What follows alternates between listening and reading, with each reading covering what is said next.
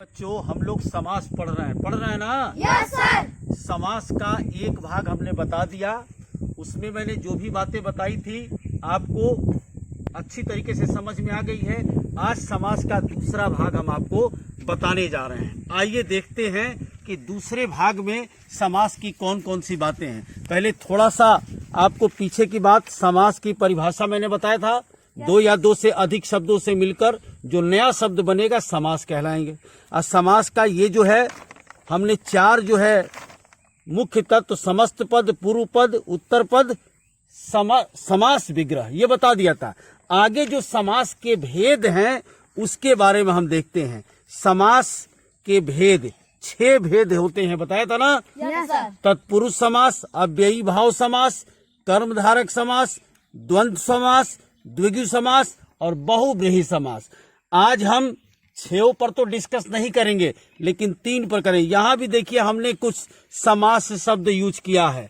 लंबोदर, चौराहा, प्रधानमंत्री यानी जो मंत्रियों का प्रधान है, नील गगन यानी आसमान मैंने लिख दिया जानबूझ करके समझ में आए।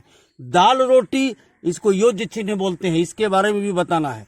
तो सबसे पहले आते हैं तत्पुरुष समास। ध्यान से समझिएगा, जिस समास में दूसरा पद, मैंने कल पहले भाग में बताया था ना, पूर्व पद और उत्तर पद, तो जिस समास में दूसरा पद यानी उत्तर पद प्रधान हो, मुख्य हो उसमें, तथा दोनों पदों के बीच में कारक चिन्ह से, का, में और बताया था ना के लिए लुप्त हो जाता है, उसे तत्पुरुष समास कहते हैं।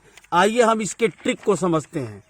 ये जरूरी है जानना, परिभाषा यदि आप भूल भी जाते हो तो कम से कम बेटा ये ट्रिक आप याद रखो। कैसे पहचानेंगे?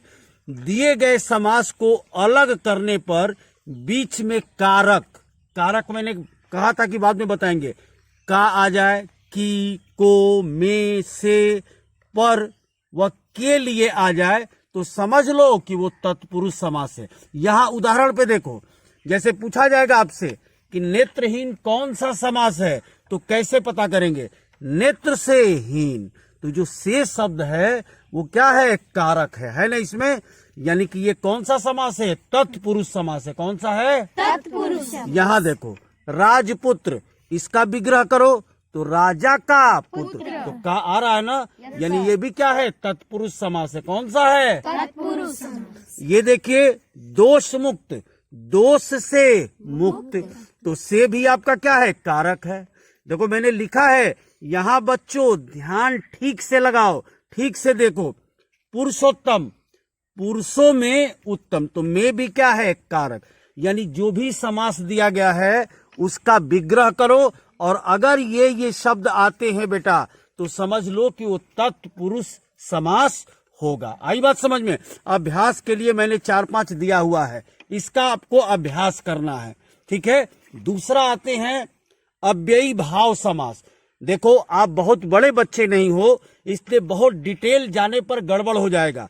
जिस समास का पहला पद यानी पूर्व पद, उपसर्ग, अव्यय तथा प्रधान हो, उसे अव्ययी भाव समास कहते हैं। अभी मैं जानता हूं कि आपको परिभाषा में कठिनाई होगी, इसीलिए हमने आपके लिए ये ट्रिक लगाया है कि कैसे पहचानोगे अव्ययी भाव समास।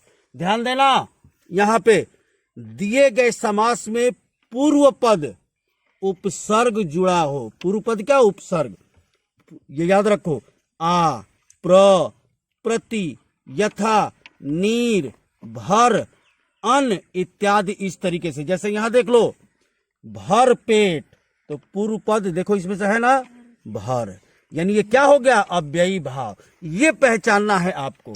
जैसे यहां देखिए दूसरा, यहां देखिए यथाशक्ति, पूर्व पद क्या है? यथा, देखो इसमें है यथा है, यानी कि केवल पहला पद आप पहचान लोगे तो पता चल जाएगा अव्ययी भाव समास। जैसे यहां देखो, प्रतिदिन, पूर्व पद क्या है? प्रति है, देखिए इसमें उपसर्ग क्या, यानी कुल मिला के इसको याद करना है। अगर ये पहला पद आ जाता है, पूर्व पद आ जाता है, तो कौन सा समास होगा? अव्ययी भाव समास। कौन सा होगा?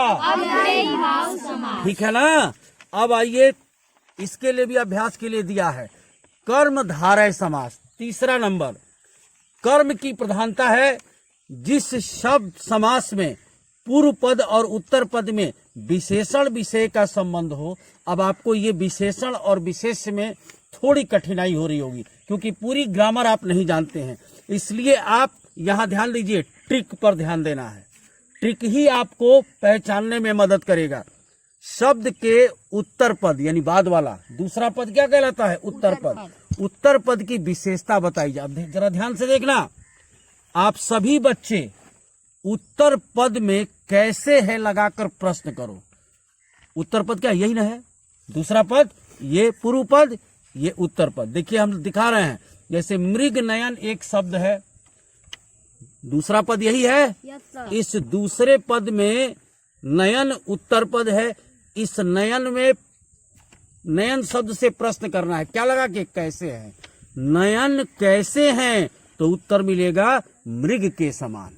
यानी दूसरे पद में कैसे है लगाकर प्रश्न पूछोगे तो पहला पद अपने आप आ जाएगा। तो समझ जाना कि ये कर्म धारय समास है। आई बात समझ। जैसे दूसरा देखिए, नीलांबर, दूसरा पद ये है। अंबर कैसा है? नीला है, इसलिए ये क्या होगा? कर्म धारय समास होगा। ठीक है ना। यहां आप ये ध्यान रखिएगा, ये बहुत संक्षिप्त में जानकारी दी जा रही है। समास बहुत बड़ा चैप्टर है, विस्तृत बहुत आगे है, लेकिन आपको जितना चाहिए उतना ही दिया गया है। ठीक है ना। ये समझ के रहिए, 3 ठो है, इसका नोट्स बना लेना है और आगे तीसरे भाग में बाकी तीनों पार्ट बताएंगे। समझ में आया कि नहीं आया? Yes sir. धन्यवाद।